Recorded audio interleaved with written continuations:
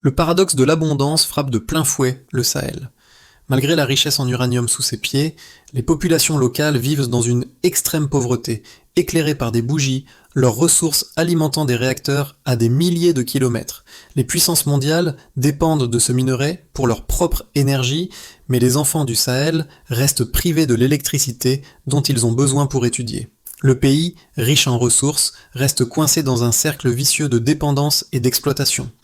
Pourquoi le Sahel ne parvient-il pas à briser ce cycle et à transformer ses ressources en développement durable? Ibrahim Traoré pourrait-il être la clé pour réécrire cette histoire? La souveraineté du Sahel, si elle est correctement exploitée, pourrait bouleverser l'ordre mondial de l'énergie. Ce n'est pas juste une question de ressources naturelles, mais de justice énergétique. Le Sahel possède des réserves d'uranium qui pourraient transformer non seulement sa propre économie, mais aussi sa position sur la scène mondiale. Le potentiel de ces ressources dépasse la simple extraction. C'est une chance de créer des emplois durables, d'investir dans des infrastructures locales et surtout de donner aux populations sahéliennes le pouvoir de contrôler leur propre destin. Ibrahim Traoré, au cœur de cette transformation, pourrait devenir l'architecte d'une nouvelle ère pour la région, loin des anciennes structures d'exploitation. Cependant, cette route vers l'indépendance est semée d'embûches. La pression internationale, les enjeux géopolitiques et les défis internes du Sahel risquent de compromettre ce rêve. La souveraineté du Sahel pourrait-elle résister à ces forces extérieures et réaliser son potentiel? En 2023, le Niger, un des plus grands producteurs d'uranium au monde, décide de nationaliser ses mines. Cette décision secoue le paysage géopolitique, menaçant de perturber l'approvisionnement mondial en uranium. Le Niger fournit environ 4% de l'uranium mondial, une ressource stratégique utilisée principalement dans les centrales nucléaires françaises. Cependant, en 2022, sa production a chuté de moitié, passant de 2000 à 962 tonnes en raison des tensions politiques internes et des sanctions internationales. Cette baisse a montré que la dépendance du monde à cette ressource pourrait être remise en question par les décisions prises à l'intérieur même du Sahel. Au-delà des chiffres, cette crise de l'uranium met en lumière un problème plus profond, celui de la souveraineté et du contrôle des ressources naturelles dans une région qui a longtemps été exploitée par des puissances étrangères. Si l'uranium est l'un des moteurs de l'économie mondiale, il reste une malédiction pour les populations locales, qui ne voient guère les bénéfices de cette richesse. Dans des villes comme Agadez, les habitants souffrent des conséquences environnementales et sanitaires de l'exploitation minière, tandis que les multinationales profitent d'une extraction sans partage des bénéfices. Le véritable enjeu pour le Sahel n'est pas seulement l'uranium, mais la possibilité de transformer cette richesse en un outil de développement durable et d'indépendance. Ibrahim Traoré pourrait-il être la voie de ce changement, en réinventant l'exploitation minière pour le bien-être local, tout en redéfinissant les relations internationales? Ibrahim Traoré, leader de la transition politique au Burkina Faso, se distingue par sa vision audacieuse et son engagement envers une souveraineté renouvelée. Depuis son ascension au pouvoir, il a mis l'accent sur la révision des contrats miniers et la recherche d'un modèle de développement plus autonome pour son pays. Ses premières actions ont déjà eu un impact tangible. Sous sa direction, le Burkina Faso a commencé à réévaluer ses ressources naturelles, notamment l'uranium, et à refuser les accords qui ne garantissent pas des bénéfices équitables pour la population locale. Cela a entraîné une série de négociations avec des entreprises étrangères, mais aussi des ajustements dans les politiques de gouvernance, visant à renforcer la capacité des États du Sahel à gérer leurs propres ressources. En 2023, le gouvernement burkinabé a entamé des discussions avec des experts en énergie et des investisseurs locaux pour créer une infrastructure de traitement et de transformation des minéraux à l'intérieur du pays. Cette initiative, bien qu'encore naissante, marque un tournant. L'idée de sortir du schéma traditionnel d'exportation brute pour générer de la valeur ajoutée localement.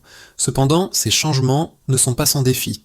Ibrahim Traoré doit naviguer dans un environnement international complexe, où les puissances mondiales, comme la France, la Chine et la Russie, se disputent l'accès aux ressources du Sahel. Pour que ses ambitions se concrétisent, il doit non seulement surmonter les résistances internes, mais aussi faire face aux pressions externes qui veulent pas maintenir le statu quo. Le rôle d'Ibrahim Traoré sera crucial. Sa capacité à équilibrer souveraineté et partenariat international déterminera si le HOUC du Sahel peut enfin transformer ses ressources en un moteur de développement durable. En 2023, le Sahel se trouve à un carrefour crucial. L'annonce de la nationalisation des mines d'uranium au Niger résonne comme un signal fort. Les gouvernements de la région, inspirés par cette décision audacieuse, commencent à réévaluer leurs propres accords miniers. Le vent de changement souffle, propulsé par une volonté commune de mettre fin à l'exploitation étrangère qui a duré des décennies. Au Burkina Faso, Ibrahim Traoré prend l'initiative de créer une alliance régionale regroupant le Mali, le Niger et d'autres pays du Sahel pour discuter de la gestion collective des ressources naturelles. Cette coalition naissante devient un symbole de résistance face aux anciennes puissances coloniales et aux nouvelles ambitions géopolitiques. Cependant, l'un des défis majeurs réside dans la capacité de ces pays à concrétiser leurs idées. Les infrastructures nécessaires à la transformation des minéraux et l'autonomisation des populations restent un rêve lointain sans des investissements massifs. Les conséquences immédiates sont multiples. Les relations avec les anciennes puissances coloniales, comme la France, se tendent. Les entreprises internationales, principales exploitantes des ressources du Sahel, commencent à réduire leurs investissements en raison de l'incertitude politique. Toutefois, un phénomène inattendu survient. Les investisseurs russes et chinois commencent à s'intéresser de plus près aux opportunités offertes par cette réorientation stratégique. Le Sahel devient un nouvel épicentre pour les rivalités géopolitiques. Les premiers signes de transformation sont visibles dans des régions comme Agadez, où la population commence à bénéficier d'une meilleure gestion des ressources naturelles. Des projets locaux de traitement de l'uranium voient le jour, créant des emplois et stimulant l'économie locale. Les infrastructures de base, longtemps négligées, commencent à se développer, notamment des routes et des écoles, financées par les revenus de l'industrie minière localisée. Cependant, ces succès sont fragiles, les tensions sociales persistent et la crainte d'une exploitation interne se fait sentir. Les habitants se demandent si ce changement est réellement pour leur bien ou s'il s'agit simplement d'une nouvelle forme de contrôle local. Les événements se succèdent rapidement et le Sahel se trouve à un tournant. Les défis restent considérables, mais l'espoir d'une souveraineté énergétique et économique se renforce.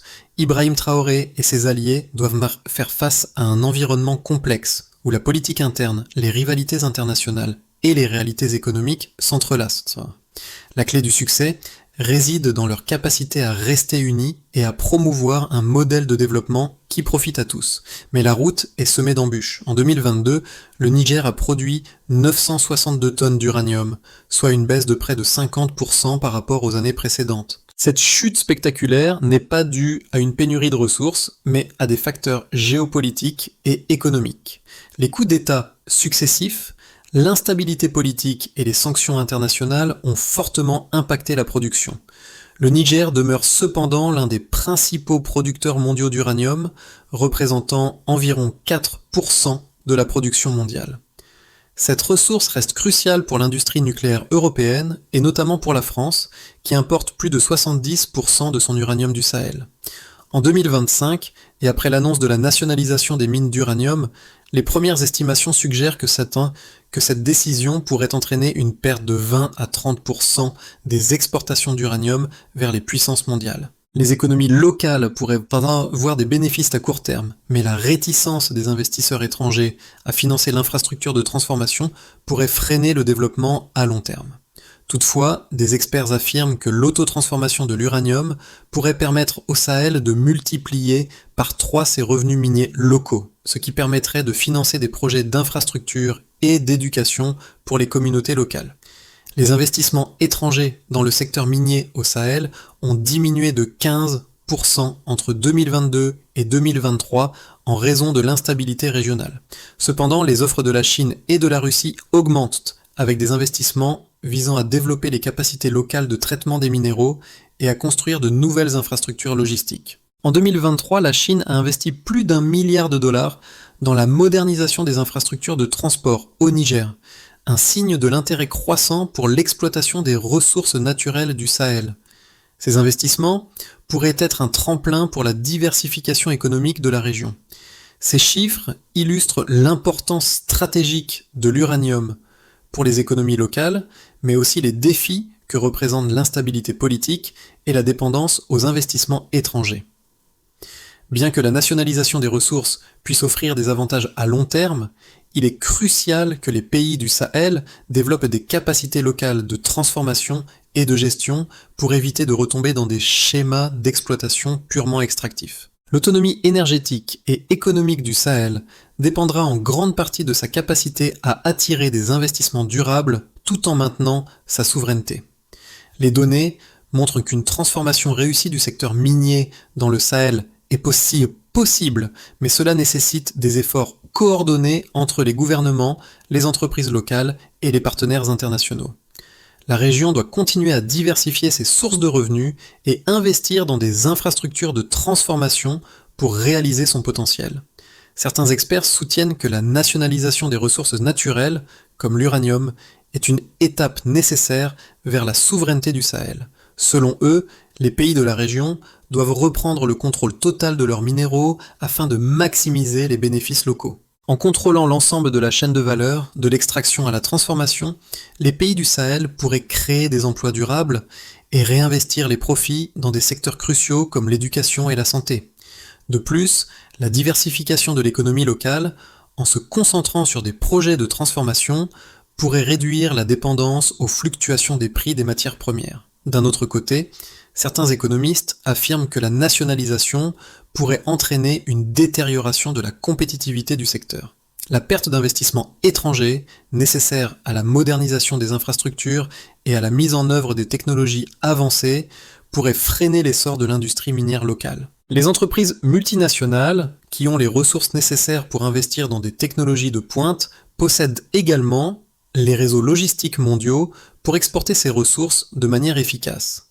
L'isolement économique, en limitant la coopération avec ces entreprises, pourrait rendre le Sahel encore plus vulnérable aux crises économiques mondiales. Toutefois, il est important de noter que l'équilibre est possible. La nationalisation ne signifie pas nécessairement l'exclusion des entreprises étrangères, mais plutôt une régulation plus stricte des contrats et une exigence de plus grandes retombées économiques locales. Les pays du Sahel peuvent négocier des partenariats équitables avec des entreprises internationales en exigeant des investissements dans la transformation des minéraux et en établissant des contrôles stricts sur l'exportation des ressources. Par exemple, une partie de l'uranium extrait pourrait être utilisée localement pour produire de l'énergie, contribuant et ainsi à la construction d'une infrastructure énergétique nationale. Le défi principal n'est pas la nationalisation ou l'ouverture au marché mondial, mais la gestion intelligente de ces deux forces. Si les pays du Sahel parviennent à renforcer leur capacité de transformation et à diversifier leur économie, ils pourraient effectivement se libérer de l'exploitation minière pure et simple. L'histoire de l'uranium dans la région ne se résume pas à un choix entre isolation et dépendance, mais plutôt à la manière dont les pays du Sahel peuvent forger des partenariats durables tout en garantissant que les bénéfices de leurs ressources profitent réellement à leur population. Le Sahel a le pouvoir de changer la donne. Après des décennies de dépendance et d'exploitation, la région commence à réécrire son histoire.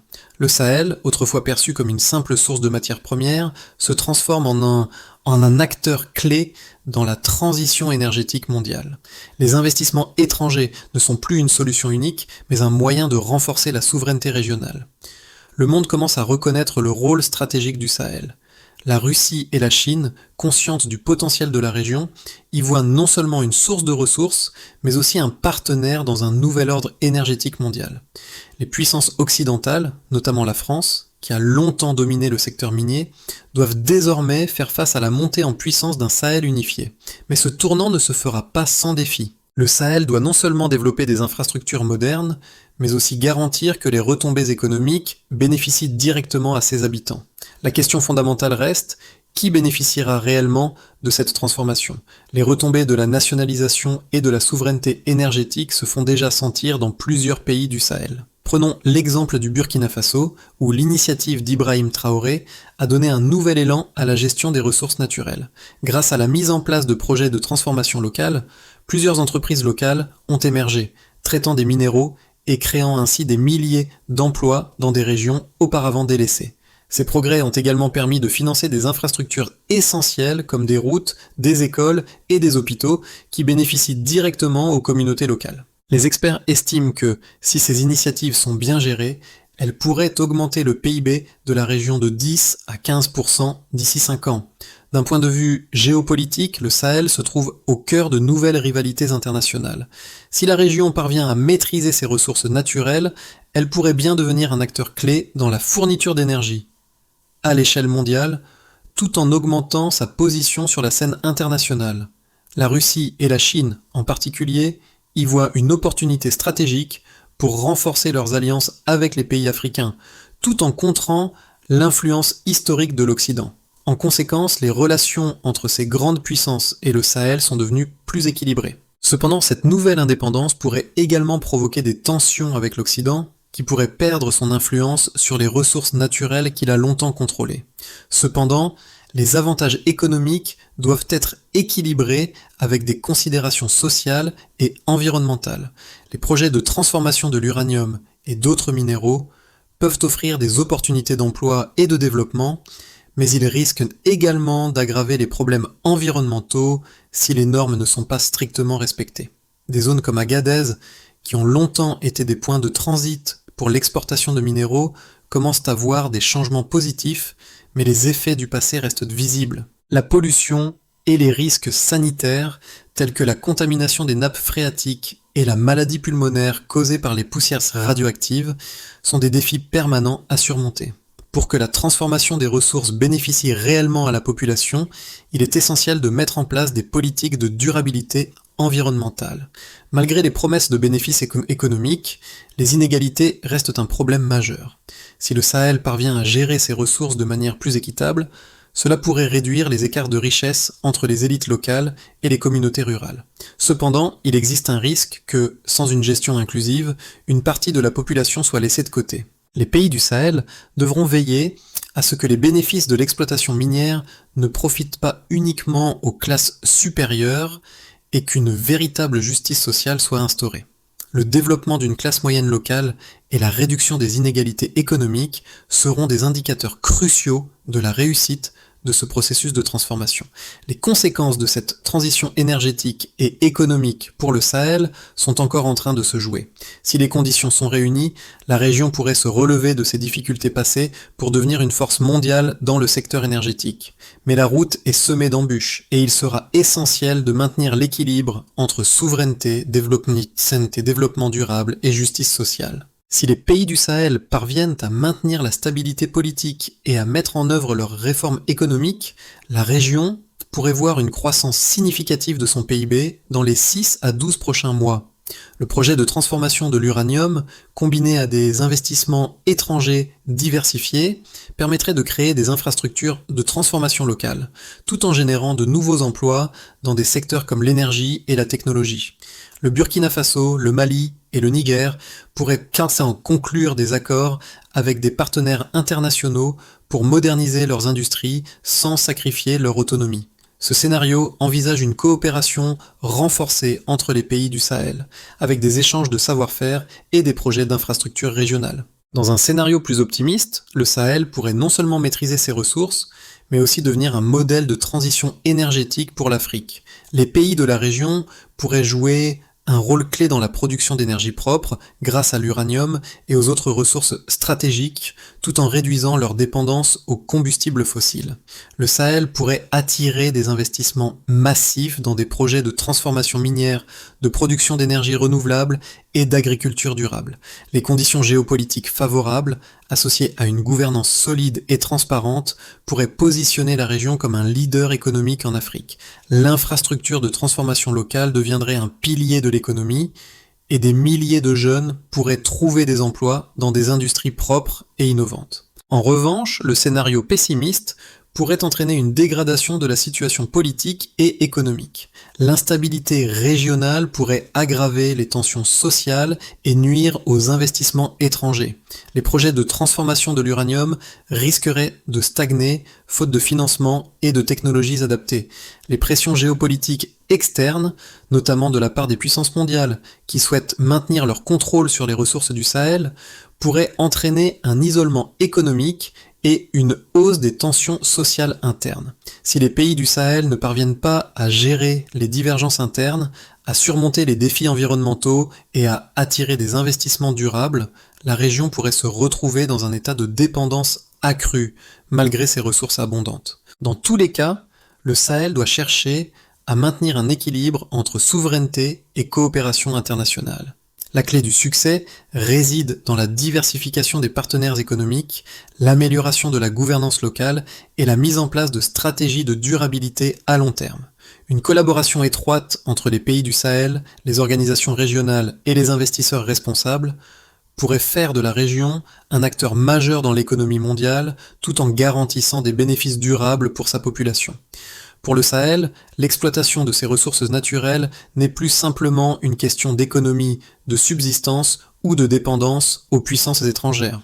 Pour les jeunes générations et les activistes politiques, l'appropriation des ressources locales représente un moyen de revendiquer un avenir durable et autonome. Ces jeunes, souvent issus de communautés rurales, voient dans la nationalisation de l'uranium et d'autres ressources minérales un moyen de se libérer du fardeau de l'exploitation et de la dépendance. Leur rôle sera crucial pour impulser ce changement.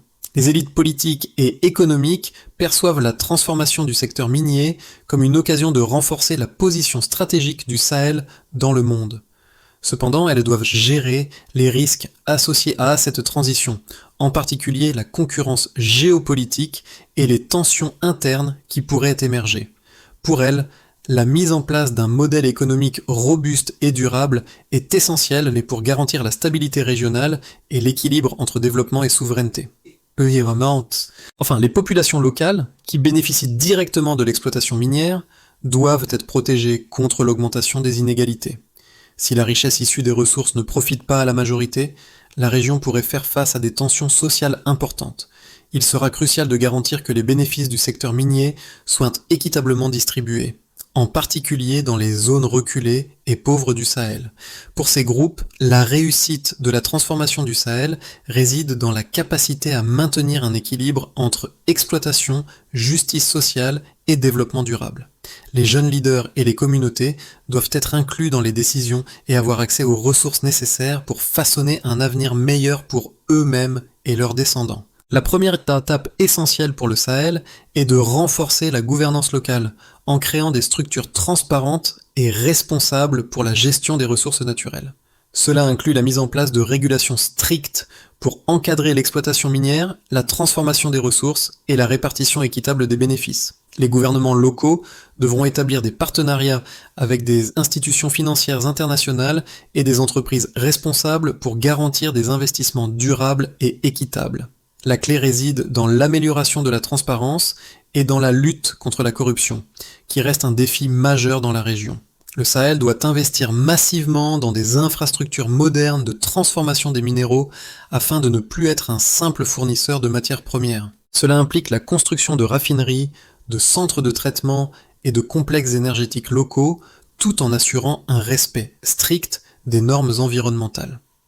La transformation des minéraux en produits finis permettrait non seulement de créer des emplois locaux, mais aussi d'augmenter la valeur ajoutée des ressources, augmentant ainsi les revenus nationaux et régionaux. Les pays du Sahel doivent aussi mettre en place des programmes de formation pour développer les compétences techniques locales dans ces domaines. Une autre étape cruciale est la consolidation de la coopération régionale. L'alliance des États du Sahel doit être renforcée pour permettre une gestion commune des ressources naturelles en unifiant les politiques minières et énergétiques. Sur le plan international, il est impératif de négocier des accords avec des partenaires étrangers qui respectent les principes de souveraineté et de durabilité. Les investissements étrangers doivent être orientés vers des projets qui favorisent la transformation locale et la création d'emplois plutôt que l'exploitation brute. Enfin, le Sahel doit diversifier ses sources de revenus en investissant dans d'autres secteurs tels que l'agriculture durable, le tourisme et les énergies renouvelables. Une économie diversifiée permettra à la région de mieux résister aux fluctuations des prix des minéraux et de garantir une croissance stable et durable à long terme. Rappelons-nous de l'image d'Ibrahim Traoré, debout face à la carte du Sahel, symbolisant la quête de souveraineté et de dignité pour toute la région. Son regard fixe l'horizon, non pas dans une attitude de soumission, mais de défi face aux obstacles. La lutte pour l'uranium, cette ressource stratégique, ne se limite pas à un simple combat économique, mais devient un combat pour la liberté et l'autodétermination des peuples du Sahel. Alors que les vents du changement soufflent sur le Sahel, l'image de Traoré se transforme en celle d'un leader porteur d'espoir. C'est la promesse d'une région qui, autrefois dominée, s'élève désormais pour dicter son propre avenir. L'histoire du Sahel n'est plus écrite dans la poussière de l'exploitation minière, mais dans les ambitions d'un peuple résolu à saisir son destin. Le Sahel ne se bat plus uniquement pour ses ressources, mais pour sa place dans un monde en pleine transformation. Chaque grain de poussière, chaque morceau d'uranium extrait, porte désormais une promesse, celle de la souveraineté retrouvée et d'une indépendance durable. Le Sahel est prêt à faire briller sa propre lumière, et il ne s'arrêtera pas tant qu'il ne l'aura pas fait. Le Sahel n'est plus simplement un terrain d'exploitation, mais un symbole de résistance, de fierté et de transformation. Ce changement ne concerne pas uniquement la région, mais aussi le monde entier. Les pays du Sahel, autrefois perçus comme des fournisseurs de ressources, se transforment en partenaires essentiels dans la réinvention de l'énergie mondiale. Alors, qu'attendez-vous pour rejoindre cette conversation mondiale ? Quelles actions, à votre échelle, pouvez-vous entreprendre pour soutenir ce changement ? Le Sahel est prêt à écrire son propre avenir, mais il a besoin de votre soutien pour que cette histoire soit partagée et vécue à l'échelle mondiale. Peut-être que le Sahel, avec ses ressources et son peuple, pourrait devenir le modèle de ce que signifie être véritablement indépendant dans un monde interconnecté. Et si nous faisions partie de cette révolution énergétique mondiale ensemble, rejoignez-nous dans ce voyage. Partagez cette vision, parce que le changement à l'échelle mondiale commence par un seul pas vers la souveraineté. Et peut-être que ce pas vient de vous,